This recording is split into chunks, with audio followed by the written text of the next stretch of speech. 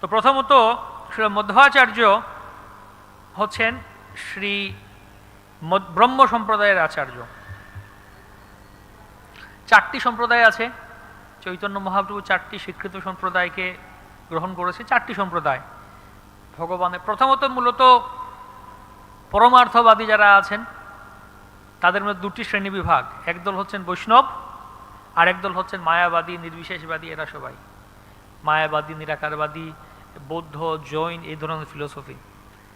আর বৈষ্ণব, তো বৈষ্ণবদের মধ্যে আবার চারটি সম্প্রদায় আছে, অর্থাৎ ভগবান থেকে চারটি ধারায় চারটি সম্প্রদায় তৈরি হয়। চারটি ধারায় যেমন কি, প্রথমত লক্ষ্মী দেবীর মধ্য দিয়ে ভগবান তার শিক্ষা আমাদের মধ্যে পৌঁছে দিয়েছেন, এই জগতে এসছে। লক্ষ্মী দেবীর একটা পরম্পরা সম্প্রদায় যাকে বলা হয় শ্রী সম্প্রদায়। ব্রহ্মার ধারায় আরেকটি সম্প্রদায় যাকে বলা হচ্ছে ব্রহ্ম সম্প্রদায়।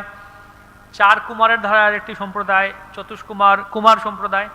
আর শিবজির ধারায় আরেকটি সম্প্রদায় রুদ্র সম্প্রদায়।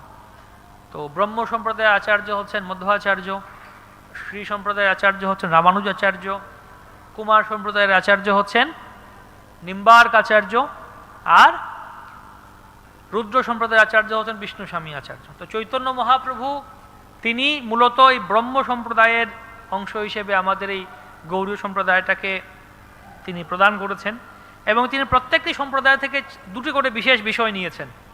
প্রত্যেকটি সম্প্রদায়ের মধ্যে আবার ফিলোসফির মধ্যে কিছুটা পার্থক্য রয়েছে, মতভেদও রয়েছে, স্বাভাবিক ব্যাপার। ভগবানের কথা, ভগবান অসীম, ভগবানের কথা অসীম, বিভিন্ন দৃষ্টিকোণ রয়েছে। এখানে আবার দৃষ্টিকোণের মধ্যে পার্থক্য আছে, কিছুটা ভেদ রয়ে গেছে। যাই হোক, তো মহাপ্রভু দেখলেন যে আমাদের যে সম্প্রদায়ের ফিলোসফিটা সব থেকে ব্রহ্ম সম্প্রদায়ের ফিলোসফির সাথে আমাদের ফিলোসফিটা সামঞ্জস্যপূর্ণ। মধ্ব সম্প্রদায়ে আমরা আছি, তো প্রত্যেকটি সম্প্রদায় থেকে দুটি করে বিষয় নিয়েছিলেন। যেমন মধ্ব সম্প্রদায় থেকে দুটি বিষয় নিয়েছিলেন কি, অনন্য ভক্তি, অনন্য ভক্তি, যে ভক্তিটা কর্ম জ্ঞান শূন্য, কর্ম জ্ঞান এগুলো থেকে শূন্য হয়ে যে অনন্যভাবে ভক্তি করা, সেই ভক্তিটা মধ্ব সম্প্রদায় মধ্বাচার্যের শিক্ষা থেকে নিয়েছিলেন তিনি। এবং দ্বিতীয় বিষয় হচ্ছে উল্টো বলছি আমি, এটা রামানুজাচার্যের শিক্ষা থেকে নিয়েছিলেন। অনন্য ভক্তি, কর্ম জ্ঞান শূন্য ভক্তি, কেবলা ভক্তি, উত্তমা ভক্তিও বলা হয় একে, বা নিরপেক্ষ ভক্তিও বলা হয়। এই ভক্তি নিয়েছিলেন, এই ভক্তির ধারাটা ওখান থেকে নিয়েছেন রামানুজাচার্যের কাছ থেকে। আর দ্বিতীয় হচ্ছে বৈষ্ণব সেবা, বৈষ্ণব সেবার মাহাত্ম্য, ভক্তদের সেবার মাহাত্ম্য। তো রামানুজ সম্প্রদায়ের উপরে খুবই গুরুত্ব দেওয়া হয় বৈষ্ণব সেবা। এই বিষয়টা মহাপ্রভু ওখান থেকে নিয়েছেন। মধ্বাচার্য সম্প্রদায় থেকে বা ব্রহ্ম সম্প্রদায় থেকে দুটি বিষয় নিয়েছেন কি, একটা হচ্ছে কেবলাদ্বৈত নিরসন, মায়াবাদ খণ্ডন। মধ্বাচার্যের কথা দেখবো আমরা, মানে মধ্বাচার্য তার পুরো মিশনে ছিল যে মায়াবাদীকে একদম কচুকাটা করা, যে মায়াবাদীকে একদম দূর করা, নিরসন করা। এই বিষয়টি তিনি মধ্ব সম্প্রদায় থেকে নিয়েছেন। কৃষ্ণমূর্তি সেবা দ্বিতীয়টি, অনন্যভাবে কৃষ্ণের বিগ্রহ, অন্য সম্প্রদায়ে কৃষ্ণের অনন্যভাবে নরসিংহদেব ভগবান কি জয়, প্রহ্লাদ মহারাজ, কৃষ্ণ বিগ্রহ সেবা, সেই এটি মধ্বাচার্য সম্প্রদায় থেকে নিয়েছেন। রুদ্র সম্প্রদায় থেকে দুটি বিষয় নিয়েছেন, তদীয় সর্বস্ব সেবা, ভগবান এবং তার তদীয় সমস্ত কিছুর সেবা, এবং দ্বিতীয় হচ্ছে রাগ মার্গ, রাগ মার্গ, সেটি ওখান থেকে নিয়েছেন। কুমার সম্প্রদায় থেকে দুটি বিষয় নিয়েছেন কি, একান্ত রাধিকা আশ্রয়, শ্রীমতী রাধারানীর আশ্রয় গ্রহণ করা। এটি অন্য সম্প্রদায়ে এত বলা হয় না, এটি কুমার সম্প্রদায়ে বলা হচ্ছে, সেখান থেকে নিচ্ছেন। আর গোপী ভাব, গোপী ভাব, এই দুটি বিষয় নিয়েছেন। তো যাই হোক, সংক্ষেপে মধ্বাচার্য সম্বন্ধে অনেক কথা আছে, অনেক অনেক তার অলৌকিক লীলা। মধ্বাচার্য আসলে কে ছিলেন, বায়ু অবতার। বায়ু অবতার আরো দুজন ছিলেন, বিখ্যাত বায়ুর অবতার কারা কারা ছিলেন, ভীমসেন, তারও আগে হনুমান। হনুমানের যেরকম লীলা, সমুদ্র লাফ দিয়ে পেরিয়ে গেছেন, কত কি করেছেন, লঙ্কা একদম লণ্ডভণ্ড করে দিয়েছেন আগুন জ্বালিয়ে।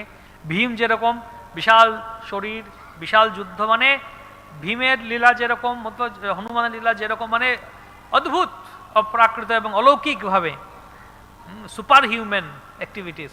তো মধ্বাচার্যের লীলাগুলো অনেকটা ওরকম, অনেক কিছু করেছেন তিনি সেরকম। বায়ুর অবতার ছিলেন। তো তো তার আবির্ভাব হয় উরুপি। উরুপি, কারা কারা উরুপি গেছেন? কতজন উরুপি গেছেন এখান থেকে? কেউ জাননি উরুপিতে? আচ্ছা, একজন গেছেন। উরুপি খুব সুন্দর স্থান, মহাপ্রভু গেছিলেন। তো উরুপিতে খুব সুন্দর মঠ আছে, অনেকগুলি মঠ আছে, অষ্টমঠ, 8টি মঠ স্থাপন করেছিলেন মধ্বাচার্য তার 8জন শিষ্যকে নিয়ে। সুন্দর করে সেবা পূজার একটা ধারা খুব সুন্দর করে আছে ওখানে উরুপিতে। এবং তো উরুপি থেকে প্রায় 12 কিলোমিটার দূরে একটা জায়গা আছে পাজক ক্ষেত্র, ওখানে মধ্বাচার্যের আবির্ভাব হয়েছিল। তার পিতার নাম ছিল নারায়ণ ভট্ট, মাতা হচ্ছেন বেদবতী, এবং তার বাল্যকালের নাম ছিল বাসুদেব, ছোটবেলার নাম। তো হয়েছে কি, ওই সময়, এটা প্রায় আজ থেকে 900 বছর আগে হবে, 1200 শতাব্দীর দিকে। ওই সময় নির্বিশেষবাদ মায়াবাদটা ছেয়ে গেছিল, চারিদিকে নিরাকারবাদ, নির্বিশেষবাদ, মায়াবাদ, বৌদ্ধ, জৈনবাদ, ওগুলোর প্রভাব খুবই হয়ে গেছিল, যার ফলে বৈষ্ণব সিদ্ধান্তটা চাপা পড়ে গেছিল। বৈষ্ণব সিদ্ধান্তের প্রচার এটা চাপা পড়ে গেছিল। বৈষ্ণবরা লুকিয়েছিলেন, মায়াবাদী নিরাকারবাদীর অত্যাচারে বৈষ্ণবরা লুকিয়ে লুকিয়েছিলেন, গা ঢাকা দিয়েছিলেন, যে ধীরে ধীরে তারা তাদের ভোজন লুকিয়ে ভোজন করছিলেন। তো তেমন সময় ব্রহ্মা গেলেন কার কাছে?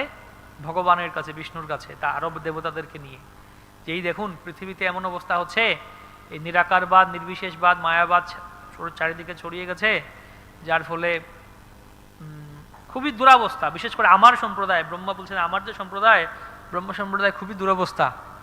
তো পরম্পরা ছিন্ন হয়ে গেছে, এটাকে আবার স্থাপন করতে হবে, কি করা যায়, আপনি ব্যবস্থা করুন। তো ভগবান বললেন, তো এখন তো আমার কোনো অবতারের কথা নেই, মানে ভগবানের অবতারের একটা টাইম আছে, এমন না হুট করে চলে আসবেন ভগবানের, একটা রুটিন, সব কিছু রুটিন মাফিক চলে, রুটিন ছাড়া চলে না, হঠাৎ করে মনে হলো চলো, এরকম হয় না। তো ভগবান বললেন, তো আমার তো কোনো অবতারের এখন সময় নেই, রুটিন নেই, তো কি করা যায়? তো তোমাদের মধ্যে থেকে একজন যেতে পারে, গিয়ে সেটা করতে, সেবা করতে পারে। তখন তাকালেন তিনি সবার দিকে, দেবতাদের দিকে, যে কে সেই সেবা করতে পারে। তখন তার চোখ পড়ল বায়ুর দিকে, এবং তিনি ভাবলেন যে বায়ু হচ্ছেন উপযুক্ত এই সেবা করার জন্য।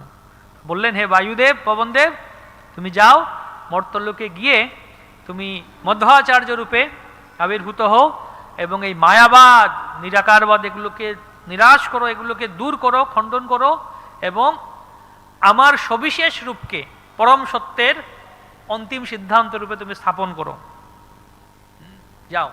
তো বায়ুদেব তিনি করজোড়ে সেই সেবা স্বীকার করলেন। চারিদিকে তখন জয়ধ্বনি হলো, পুষ্পবৃষ্টি হলো তার উপরে, খুব ভালো। তো এইদিকে তখন এই মর্তলোকে মকর সংক্রান্তি চলছে, দুদিন আগে ছিল মকর সংক্রান্তি, উরুপিতে মকর সংক্রান্তি চলছে, হাজার হাজার ভক্ত এসছেন, অনেক সুন্দর লীলাবিলা, মানে অনেক সুন্দর প্রোগ্রাম আয়োজন চলছে মকর সংক্রান্তিতে, বিশেষ উৎসব চলছে। হঠাৎ করে তো ওখানে ভগবানের একটা বিগ্রহ আছে, মন্দির আছে, অনন্তেশ্বর মন্দির আছে, ওই মন্দিরের সামনে সব বিশাল মন্দির, ওখানে অনুষ্ঠান চলছে। তো হঠাৎ করে ওই সময় এরকম হতো, আরো দেখবো আমরা তার লীলাতে, যে ভগবান কোনো সাধারণ মানুষের মধ্যে, বলে না দেবী ভর করেছে, তো ভগবানও এরকম কোনো সাধারণ মানুষের ভেতরে ঢুকে যেতেন এবং কিছু না কিছু বলতেন। তো একজন সাধারণ ব্যক্তির মধ্যে ভগবানের সেই প্রকাশ, আবেশ হলো, এবং সেই বিগ্রহ আবেশ হলো, এবং সেই ব্যক্তি মন্দিরের সামনে পতাকা, ধ্বজাস্তম্ভ থাকে। পুরীতেও দেখেছেন নাকি, জগন্নাথ পুরীতে পুরী মন্দিরের সামনে ধ্বজাস্তম্ভ আছে, বিশাল ধ্বজাস্তম্ভ, সব মন্দিরগুলো থাকে। আমাদের এখানে যেমন গরুর দেব আছেন, কিন্তু অন্যান্য মন্দির ট্রেডিশনালি ধ্বজা, বিশাল স্তম্ভ থাকে, পতাকা লাগানো হয় ওখানে। তো সেই ধ্বজাস্তম্ভের উপরে উঠে গেল, মানে বিশাল স্তম্ভের উপরে সাধারণ একজন ব্যক্তি উঠে গেছে, উপরে উঠে সে এরকম পাগলের মতো নাচতে শুরু করেছে, নাচছে নাচছে নাচছে এবং চিৎকার করছে। সবাই দেখলো কি ব্যাপার, এই ব্যক্তি এরকম করছে কেন? সবাই যখন দৃষ্টি আকর্ষণ করলো ওইদিকে, তখন সেই ব্যক্তি বলল যে শীঘ্রই মুখ্য বায়ুর অবতার রূপে একজন আচার্য এই ক্ষেত্রে আসবেন, এবং তিনি নিরাকারবাদ, মায়াবাদ নিরাসন করবেন, দূর করবেন, খণ্ডন করবেন, এবং বৈষ্ণব সিদ্ধান্ত স্থাপন করবেন, পরম সত্যকে সবিশেষবাদ স্থাপন করবেন। এরকম বললে সে আবার নেমে চলে গেল। তো সবাই অবাক হলো এবং খুব রোমাঞ্চিত হলো, শিহরিত হলো। তো তার মধ্যে একজন ছিলেন এই মধ্বাচার্যের পিতা নারায়ণ ভট্ট। উনি তো আর জানেন না যে উনার ঘরেই ভগবানের ভক্ত আসবেন। তো উনি গেলেন। তো উনি এবং উনার স্ত্রী ভাবলেন যে আমাদের আমরা পুত্র সন্তান লাভ করি। তো তখন কি করা যায়, তখন তারা ব্রত করলেন, পয়ব্রত, যা দিতি করে বলেছিলেন ভাগবতে। 12 বছর দুধ খেয়েছিলেন, 12 বছর কেবল দুধ খেয়ে তারা ব্রত করেছিলেন, কঠোর ব্রত করেন। তারপর তারা গর্ভধান সংস্কার করেন। তো এটা ছিল বৈদিক সমাজে কত, প্রত্যেকটা সংস্কারগুলো কত গুরুত্বপূর্ণ। সুন্দর করে গর্ভধান সংস্কার করেন এবং নিয়ম পালন করেন, সেবা তপস্যা করেন, যার ফলে তাদের ঘরে আচার্যের আবির্ভাব হয়। কিন্তু বর্তমান সমাজ যে দেখতে পাই আমরা, কোনো সংযম নেই। রাধা মাধব অষ্টসখী বৃন্দ কি যায়, পঞ্চতত্ত্ব ভগবান কি যায়, কোনো সংযম নেই। তো আবার সবাই সুসন্তান আশা করেন, কিন্তু সেই সংযম পালন করেন না এবং সেই সংস্কার পালন করেন না, কিভাবে হবে? তো যাই হোক, ওনাদের গৃহে মধ্বাচার্য আবির্ভূত হলেন এবং ছোট্ট বালক, তার নাম রাখা হলো বাসুদেব। তো বাসুদেবের ক্ষুধা খুব বেশি, বায়ুর অবতার তো, ভীম যেরকম বৃকোদর ছিলেন, খুব খেতেন, তো খুব ক্ষুধা বেশি। ছোট বাচ্চা তার মায়ের দুধ খেয়ে শেষ করে দিয়েছে, মায়ের আর দুধ হচ্ছে না, কি বড় করা যাবে, এত বারবার একটু পরে পরে খুদে পায়, খাচ্ছেন খাচ্ছেন খাচ্ছেন খাচ্ছেন খাচ্ছেন, কি করা যায়? তো যাই হোক, তো এরকম চলছে। নিষ্ক্রমণ সংস্কার হলো কিছুদিন পর, সাধারণত 3 মাস বা এরকম আরো আগে নিষ্ক্রমণ সংস্কার হয়। এটারও একটা সংস্কার আছে যে যখন নবজাত সন্তান ঘর থেকে বেরোবে, ঘর থেকে বেরোনোর একটা সংস্কার আছে, হুট করে বেরিয়ে গেলে এরকম না, ঘর থেকে বেরোবে, সংস্কার আছে। তো তাকে নিয়ে গেলেন, উড়ুপিতে নিয়ে গেলেন। উড়ুপি থেকে প্রায় 12 কিলোমিটার দূর ছিল তার জন্মস্থান পাজক ক্ষেত্র। এখনো সুন্দর যে জায়গা আছে, সুন্দর গাছ আছে, আছে, বাড়ি আছে, মধ্বাচার্যের বাড়ি। তো উড়ুপিতে গেলেন, পালকিতে করে নিয়ে গেলেন তার পিতা, এবং আরও কয়েকজন পালকি চালক ছিলেন, ব্রাহ্মণও ছিলেন কয়েকজন, তার পত্নী, তাদেরকে নিয়ে গেলেন উড়ুপিতে। ভগবানকে দর্শন করলেন, প্রার্থনা করলেন। এবার তারা ফিরে আসবেন, ওই বনপথে ফিরে আসবেন, হেঁটে হেঁটে তখন তার গাড়ি ছিল না, হেঁটে হেঁটে আসবেন, পালকিতে করে নিয়ে আসবেন তাদেরকে। আস্তে আস্তে আস্তে সন্ধ্যা হয়ে গেল, রাত হয়ে গেল, তারা একটা বন পথ দিয়ে আসছিলেন। তো ওই বন পথে, ওই বনের মধ্যে একজন রাক্ষস ছিল, ব্রহ্ম রাক্ষস। তো সাধারণত দিনের বেলায় কেউ যেতে ভয় পেত ওখানে, আর এটা রাতের বেলা হয়ে গেছিল। তো যখন রাতের বেলা হয়ে গেল হঠাৎ করে, তো তখন তারা এরকম মন্ত্রতন্ত্র পড়ছেন, যে ভয়ে সবাই ব্রাহ্মণদের মন্ত্র পড়ছেন।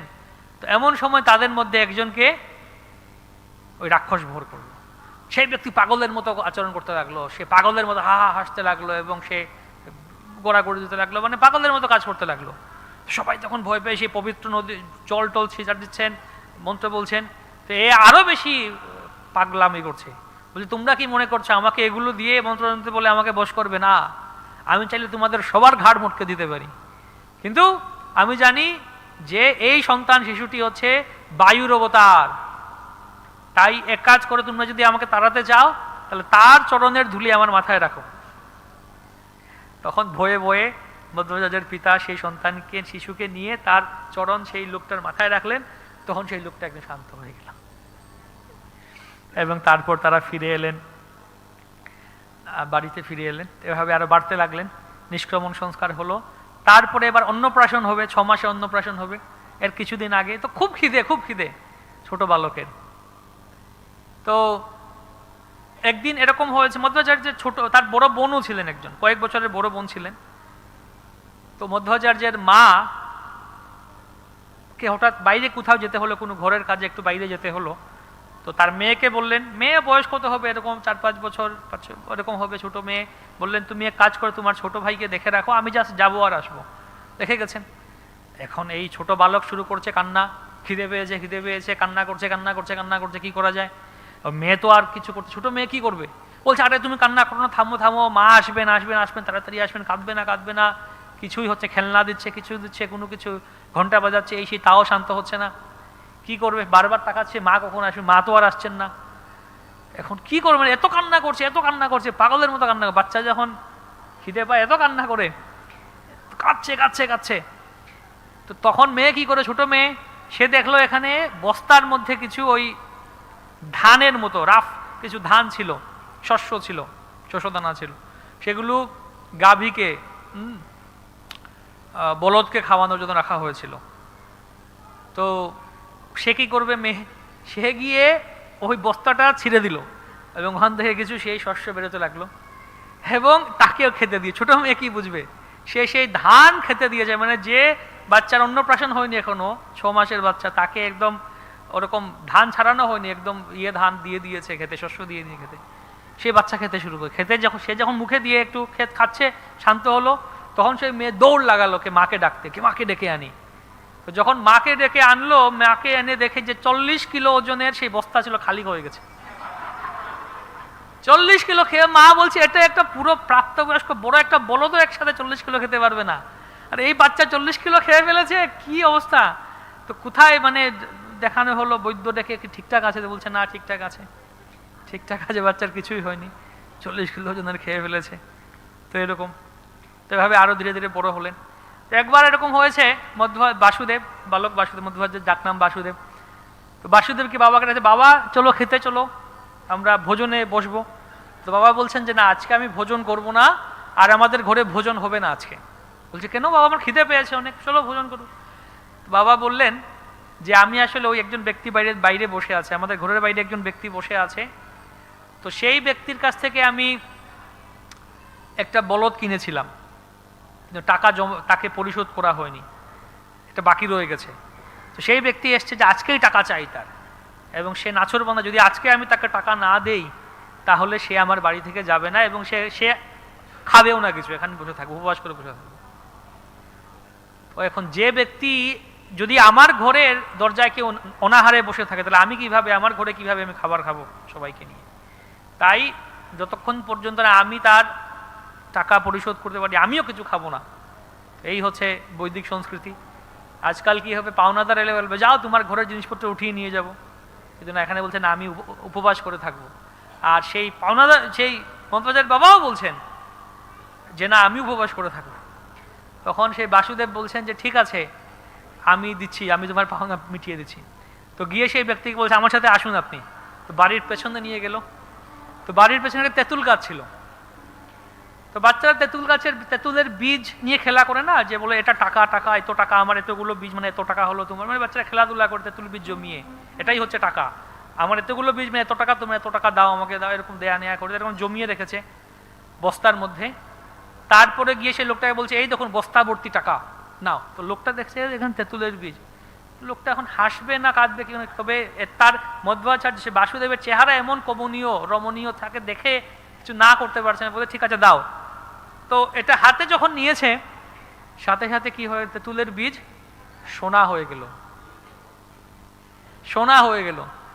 এবং বললো আরে এত এত সোনা, এখান দিয়ে একটা বলদ, এখানে শত শত বলদ কিনতে পারবে এই সোনা দিয়ে। তে মধ্বাচার্য ছোট বালক, তেঁতুল, এখনো সেই তেঁতুল গাছটা আছে ওখানে নাকি, সেই তেঁতুলের বীজ দিয়ে তিনি তার বাবার পরিশোধ করে দিয়েছেন। তো তার বয়স যখন 3 বছর ছিল, তখন তারা সবাই মিলে গেছেন। আমি সময় আমাদের বেশি নেই, আমি দ্রুত যাচ্ছি, আরো অনেকগুলো। যাই হোক, 3 বছর ছিল, সবাই গেছেন একটা পাশের একটা গ্রামে, ওখানে খুব মেলা চলছে, বিভিন্ন অনুষ্ঠান আয়োজন চলছে, একজনের বিয়েও চলছে। সবাই মিলে বিয়ে বাড়িতে যেরকম হয় মেলা সব কিছু হয়, তো প্রজল্প কথাবার্তা হয়, গ্রাম্য কথা, কেমন আছো, কি হয়েছে, এ কি করেছে, অমুকের ছেলে কি করলো, অমুকের মেয়ে, আলোচনা চলছে। তো বালক বাসুদেব বললো এগুলো সব কি সাংসারিক কথাবার্তায় আমার কোনো রুচি নেই। তো সে কি করলো, হাঁটতে শুরু করলো বনপথে, না থাকবো না এখানে, হাঁটছে, বলছে ওখানে একটা মন্দির, 2 কিলোমিটার দূরে একটা মন্দির আছে, ভগবানের মন্দির। তো হাঁটতে হাঁটতে হাঁটতে, একা বালক 3 বছরের ছেলে হাঁটতে হাঁটতে জঙ্গলের পথে যাচ্ছে। সবাই আরো অনেকে যারা আসছে দেখছে কি ব্যাপার, এই ছোট বালকটা একা পথে, বন পথে কোথায় যাচ্ছে, কোথায় যাচ্ছ তুমি, শুধু হাসছে, কিছু বলছে না, যাচ্ছে। তো গিয়ে ওই মন্দিরে পৌঁছে গেছে। তারপর সেখান থেকে হেঁটে হেঁটে ওই মন্দিরে ভগবানকে দর্শন করে পৌঁছে গেছে উডুপি, একা একা উডুপি পৌঁছে গেছে বন পথে। তো এদিকে সবাই খুঁজছে, সবাই খুঁজছে, সবাই খুঁজছে, বলছে কি ব্যাপার, কি হয়েছে, এই ছেলে কোথায় কোথায়, সবাই তো চিন্তা। কেউ বলছে ওদিকে একটা ছেলে যাচ্ছিল, ও নাকি। তো খুঁজতে খুঁজতে সবাই উডুপিতে পৌঁছে গেছে, দেখছে সে উডুপিতে এসে ভগবানের অনন্তেশ্বরের সামনে বসে আছে, প্রার্থনা করছে, দর্শন করছে। তার বাবা এসে তাকে জড়িয়ে ধরলেন, তুমি এখানে কিভাবে এলে? বলছে আমাকে ভগবান নারায়ণ পথ দেখিয়ে নিয়ে এসছেন, ভগবান আমাকে পথ দেখিয়ে নিয়ে এসছেন। ছোট বাচ্চা কোথায়, 10 কিলোমিটার দূরে উডুপি, সেখানে একা একা পৌঁছে গেছে, তাও জঙ্গলের পথ দিয়ে। তো যাই হোক, আরও অনেক কথা আছে, এগিয়ে যাই। উনি কুস্তিতে খুবই এক্সপার্ট ছিলেন, খুবই শক্তি ছিল তার, এবং গুরুকুলে ভর্তি হলেন। ভর্তি হয়েছেন, অল্প একবার দেখালেই সব কিছু শেখা হয়ে যায়, একবার দেখালে, এত মেধা, একবার দেখালেই শেখা হয়ে যাচ্ছে সব। এবং গুরুকুলে যখন পড়ানোর ফাঁকে একটু সুযোগ পেলেই চলে আসতেন বাড়িতে, এসে বলতেন খিদে পেয়েছে, খেতে দাও। তো গুরুকুল থেকে ডেইলি কয়েকবার আসতো, সুযোগ পেলেই, ফাঁক পেলেই পালাও গুরুকুল থেকে, বাড়ি এসে খেয়ে টুক করে আবার গুরুকুলে চলো, এরকম, এত খিদে। তো একবার ওখানে একটা অসুর ছিল, 5 বছর বয়স ছিল বাসুদেবের। অসুরের নাম ছিল মণিমান। সে দাপর যুগে অসুর ছিল এবং ভীমের হাতে বধ হয়েছিল, ভীমের শত্রু ছিল, ভীম তাকে বধ করেছিলেন। তো সেই মণিমান অসুর ভীম বধ করেছেন এবং সে জানতো যে ভীম আবার অবতার নিয়ে আসবেন। তো সে এখন একটা পঞ্চমুখী সর্প, বিশাল একটা নাগ, 5 মাথাওয়ালা নাগ নিয়ে এখানে ওই জঙ্গলে পাহাড়ের উপরে, বিমান পর্বত ছিল, বিমানগিরি, এই মধ্বাচার্যের বাড়ির পাশে বিমানগিরি পর্বত, 2 কিলোমিটার দূরে ওই পর্বতের উপরে লুকিয়েছিল। আর সেই বালক বাসুদেব বন্ধুদের নিয়ে খেলা করছে ওখানে, এমন সময় সে সাপ এলো, সাপ এসে তাকে ছোবল দিল। বাচ্চারা সবাই ভয়, আরে এত বিশাল সাপ এসে তাকে ছোবল দিয়ে সবাই পালালো। আর মধ্বাচার্য করলেন কি, বাসুদেব তার পায়ের বুড়ো আঙ্গুল দিয়ে সাপের মাথায় চাপ দিলেন, ব্যাস সাপ ওখানেই হরিবোল হয়ে গেল। সবাই ছুটে এলো, আরে কি হয়েছে, কি হয়েছে? কিছুই হয়নি, একজন বালক দিব্যি আছে। তো আরেকদিন এরকম হয়েছে, ওখানে ওই খেলছেন, হঠাৎ তার মা ডেকেছেন বাড়ি থেকে। বাসুদেব, তার বাড়ি হচ্ছে 2 কিলোমিটার দূর, আর খেলছে পাহাড়ের উপরে, 2 কিলোমিটার পাহাড়ের উপরে খেলছে। যখন মায়ের ডাক শুনলো, ওখান থেকে এক লাফ দিল ছোট 5 বছরের বালক, এসে এক লাফে মায়ের কাছে বললো, মা কি হয়েছে? হনুমান, বায়ুর অবতার, বায়ু বেগে তিনি চলাফেরা করতেন। যাই হোক, তো ছোট বালক বাবাকে এসে বলছে, বাবা আমি মায়াবাদ খণ্ডন করব, আমি এই জগৎ থেকে মায়াবাদ নির্বিশেষবাদকে দূর করব এবং বৈষ্ণব সিদ্ধান্ত স্থাপন করব। তো বাবা হাসছেন, বলছেন, এবং তার হাতে একটা লাঠি ছিল, সেই ইয়ের কাছে বাসুদেবের হাতে একটা লাঠি ছিল। বাবা হাসছেন, বলছেন, তোমার মতো ছোট বালক যদি মায়াবাদকে দূর করতে পারে, খণ্ডন করতে পারে, নির্বিশেষ খণ্ডন, তাহলে এই ছোট যে লাঠিটা আছে এটা বটবৃক্ষ হয়ে যাবে। এটা হচ্ছে ঠিক যেরকম ছোট একটা হাতের লাঠি যেরকম বট গাছ হয়ে যাওয়া অবাস্তব একটা ব্যাপার, অসম্ভব ব্যাপার, কিভাবে তোমার মতো ছোট বালক গিয়ে মায়াবাদ খণ্ডন করবে, এটাও অসম্ভব ব্যাপার। তো বাসুদেব বলেন, ঠিক আছে তাই হোক।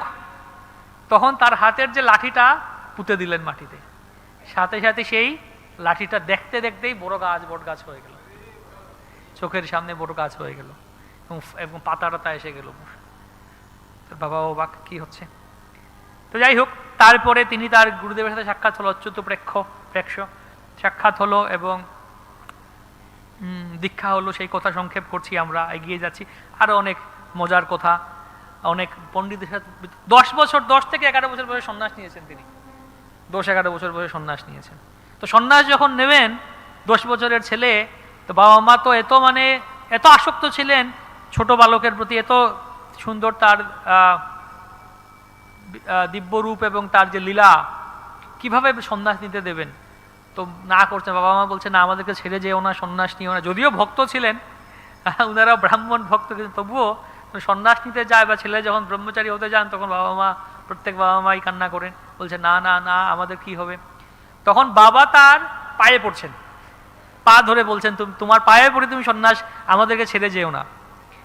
তখন সেই বালক বলছেন যে আসলে পরিবারের গুরুজনরা কখনো ছোটদের পা ধরতে নেই, এটা উচিত নয়। পরিবারের গুরুজনরা তখনই কেবল ছোটদের পা ধরতে পারে যখন সেই ছোট ব্যক্তি সন্ন্যাস নেয়। তাহলে তুমি আমার পা ধরেছো, তার মানে আমার সন্ন্যাস হয়ে গেছে, তার মানে সন্ন্যাসের পারমিশন দিয়ে দিয়েছে আমাকে। তারপরেও না করছেন। তারপরে বলছেন, ঠিক আছে, আমি ততদিন সন্ন্যাস নেব না যতদিন তোমাদের দেখাশোনা করার জন্য কেউ না আসে। তার মানে তিনি ইঙ্গিত দিচ্ছেন যে তার মা বাবার আরেকজন সন্তান হবে। তো ঠিক কিছুদিন পর তার পিতামাতার আরেকটি পুত্র সন্তান হয়, এবং তখন তার পুত্র সন্তান হওয়ার পর তখন তিনি সন্ন্যাস নেন।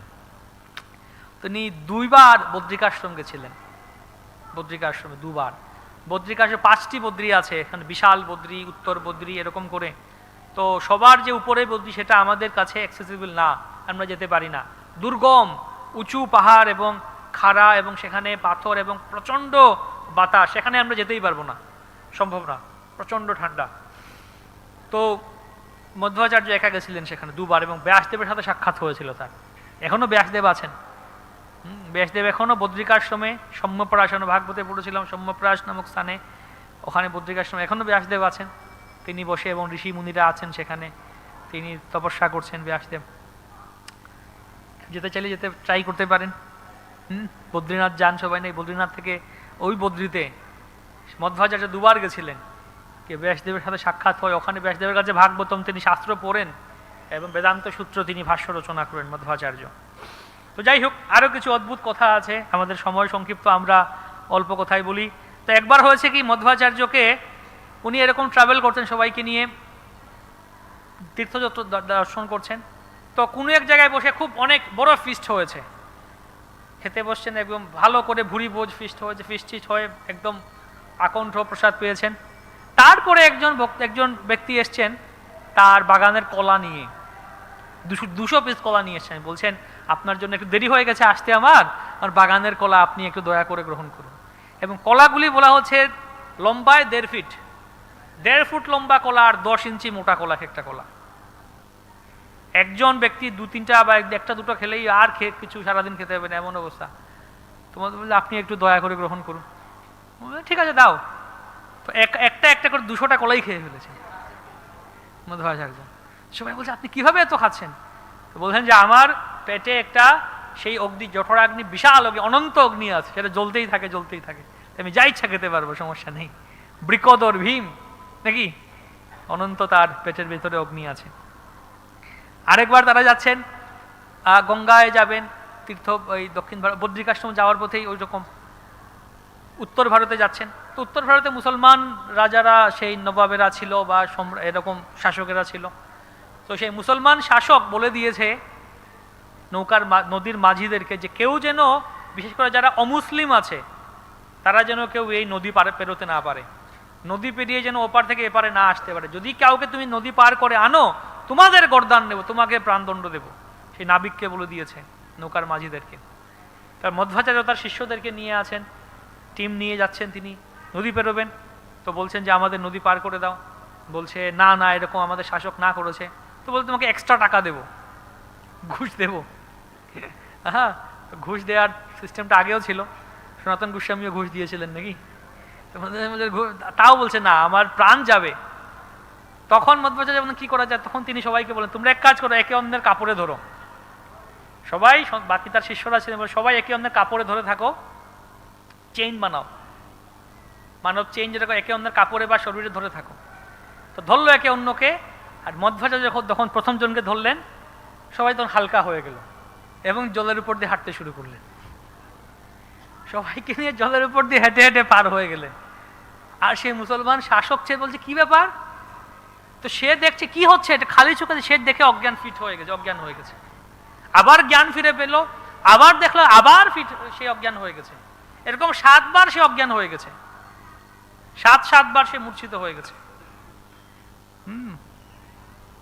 তো যাই হোক, তারপরে কথাবার্তা হলো এবং সে তাকেও তার হৃদয় পরিবর্তন করে দিলেন। এরকম আরেকবারও এরকম বেশ কয়েকবার হয়ে যায়, তিনি জলের উপর দিয়ে হাঁটা শুরু করেছেন মধ্বাচার্য, তার বিশেষ বিভূতি। আরেকবার এরকম হয়েছে যে মধ্বাচার্যের একজন শিষ্যকে একটা বাঘ, সেও একটা অসুর ছিল, বিশাল বাঘ, 9 ফুট লম্বা, বলছেন বিশাল বাঘ, সেই বাঘটা আক্রমণ করেছে। তো মধ্বাচার্য কি এক ঘুষি মেরেছেন, এক ঘুষিতেই সে বিশাল বাঘ শেষ। এমন শক্তি ছিল তার শরীরে, এমন বিশেষ শক্তি ছিল। তো তারা হস্তিনাপুরেও যান, হস্তিনাপুরে পাণ্ডবদের সমস্ত কিছু দর্শন করে মধ্বাচার্য তিনি এমন এমন কিছু কথা বলেন যেগুলো শাস্ত্রেও নেই। মানে উনি ভীম ছিলেন, উনি জানতেন যে কোথায় কি হয়েছিল, অমুক জায়গায় এটা হয়েছিল, ওখানে এটা হয়েছিল। তো কুরুক্ষেত্রে গেলেন এবং কোথায় ভীম আর দুর্যোধনের যুদ্ধ হয়েছে ওটাও দেখিয়ে দিলেন, যে এই জায়গায় যুদ্ধ হয়েছিল ভীম আর দুর্যোধনের, ওই রথের পাশে এখানে যুদ্ধ, এখানে এটা ভীম এটা করেছে, ওখানে অর্জুন এটা করেছিলেন, সব দেখিয়ে দিচ্ছেন। তখন শিষ্যরা বললো আচ্ছা ভীমের গদা কোথায় আছে এখন? তখন মধ্বাচার্য বললেন, দেখালেন যে এই জায়গায় দেখো, এই জায়গাটা খুঁড়ো তাহলে পাবে। তো শিষ্যরা খুঁড়তে শুরু করলো, 7-8 ফিট খোঁড়ার পরে দেখলো বিশাল একটা গদা। তো সব শিষ্য 50 জন মিলে উঠানোর চেষ্টা করে, কেউ উঠাতে পারলো না। মধ্বাচার্যের শিষ্যরাও সবাই পালোয়ান, মানে তারাও মধ্বাচার্যের শিষ্যরাও এক একজন বিশাল শক্তি ছিল তাদের, কেউ উঠাতে পারলেন না। তো বলে সরো তোমরা সবাই। তো উনি গিয়ে এক হাতে উঠালেন, উঠিয়ে এরকম এরকম কিছু খেলাধুলা করলেন, গোদা ঘুরিয়ে টুরিয়ে এই সেই করে বললেন এই হচ্ছে আমার গোদা, ভীমের গোদা। উনি ভীম ছিলেন তো, গোদা ঘুরালেন, বললেন আবার রেখে দাও এটাকে, আবার রেখে দিয়ে আবার মাটি চাপা দিয়ে বললেন ঠিক আছে চলো। এখনো আছে ওখানে কোথাও, হ্যাঁ, ভীমের গোদা মাটির নিচে, হয়তো পেতে পারেন খুললে। যাই হোক, আরো অনেক অনেক কথা আছে মধ্বাচার্যের। আরেকবার এরকম হয়েছে, একজন শূদ্র রাজা ছিল, সে নাস্তিক ছিল, সে চ্যালেঞ্জ করছে মধ্বাচার্যকে, কে আপনার এই বেদ, বেদ যদি এতই শক্তিশালী হয়, বেদ যদি এত পবিত্র হয়, বেদ পাঠ এত, তাহলে আপনি এই যে কিছু বীজ দিয়েছে হাতে, বলছে আপনি বেদ পাঠ করে এই বীজকে অঙ্কুরোদ্গম করে দেখান। ঠিক আছে, মধ্বাচার্য হাতে বীজ নিয়েছেন এবং তিনি বেদ পাঠ করতে লাগলেন, এবং সবকিছু তার মুখস্থ ছিল, পাঠ করতে লাগলেন তিনি, এত সুন্দর করে বেদ পাঠ করলেন, সবাই অবাক, এবং দেখতে দেখতে তার হাতের মধ্যে সেই বীজ থেকে চারা গজালো, গাছ হলো, ফুল এলো, ফল এলো। যাই হোক, মধ্বাচার্যের মুখ্য ব্যাপার ছিল তার, তিনি মায়াবাদ নিরসন করেন, খণ্ডন করেন। তো আমরা মধ্বাচার্যের সম্প্রদায়ে যুক্ত আছি, তাই মহাপ্রভু তার সম্প্রদায়কে এই বিষয়টি নিয়েছিলেন, মায়াবাদ খণ্ডন, কেবলাদ্বৈত নিরসন। মায়াবাদীদের দেখতে পেতেন না, পারতেন না, একদম মায়াবাদী দেখে খণ্ডন। কারণ ভক্তি সিদ্ধান্ত সরস্বতী ঠাকুরে বলেছেন যে মায়াবাদীরা এবং বৈষ্ণবেরা মায়াবাদীকে কিরকম দেখেন, সতীনের মতো।